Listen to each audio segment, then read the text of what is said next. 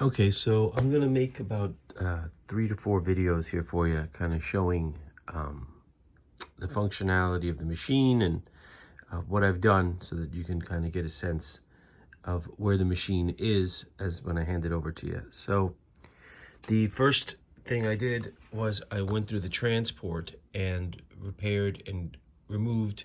Inside of this machine there's grease. When you take this all apart, you'll see all of the mechanisms inside, and they were greased originally, but that grease over time becomes glue. And for example, this the tension arm here, it would get stuck in this position because there was an adhesive inside that had gotten that had kind of the surface had come off, and it was just basically glue holding this into position. Now this is magnetized, so there is a kind of a click, and you can hear a switch go off, but it should not have gotten stuck, and that was a big problem here. It was putting incredible tension on the tape, and that was part of the shedding issue, was that this was not soft as it should be. See now, it's no problem. You know, it very loose, and it triggers the mechanism there. The capstan motor, I made sure that it was centered. I resurfaced the pinch roller. This is something that we might want to change at some point. It's okay now, but this is one of those items that you have to change periodically. I polished and realigned all of the heads. I reset the counter so that so the tape would roll correctly. This was also removed and re-greased.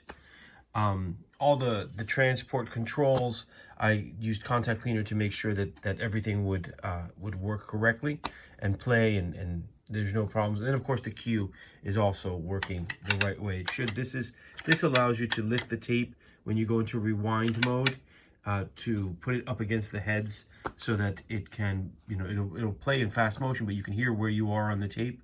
The counter is very accurate, so it's not, you can use that. But if you want to hear where you are on the tape, you can. Just don't do that very often, because you know you're running across the tape.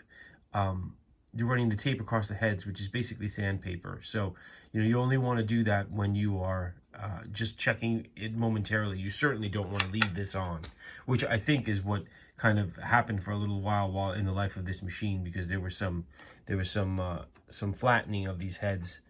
So that the transport, that's the and also the motors, I'm still making adjustments on those to get those to roll right.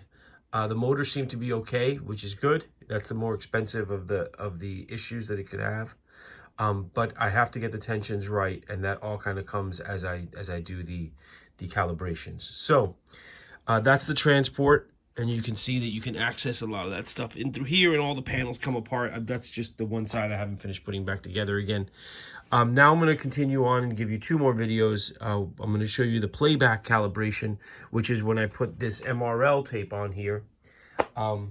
And then we'll see that what the levels look like. And just as a side note, this MRL tape, which is 31J229, this is about a $400 tape. It's a 1/2 inch test tape.